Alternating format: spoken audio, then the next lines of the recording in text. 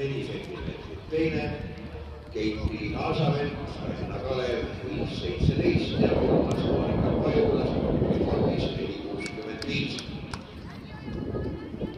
Alvessi neljandast võitis kaugushüppe Liina Vald spordis tulemusega 5,56, teine Karita Reikov ja seksi 44,5,34. Kolmas Liivian Neerot Nõmme spordiklubi Nõmme kergejõustikuklubi 5,33, neljas Kirke Kaur Nõmme kergejõustikuklubi 5,24, viies Diana Stavovskaja Tallinna Kalev 5,10, kuues Luisa Greta Vilo spordiklubi Fortis 5,01,